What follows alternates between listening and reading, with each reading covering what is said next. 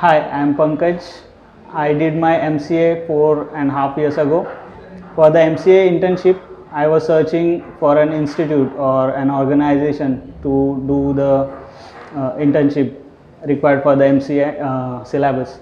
So, from a friend's reference, I got a reference of IT Vedant, and I inquired about the internship. And before internship, I did PHP course from IT Vedant, and after that our internship started.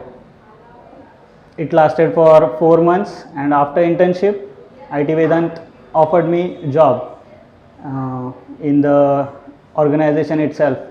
So since then, I'm working with IT Vedant, and now I'm part of Fiery Devs, which is development firm of IT Vedant.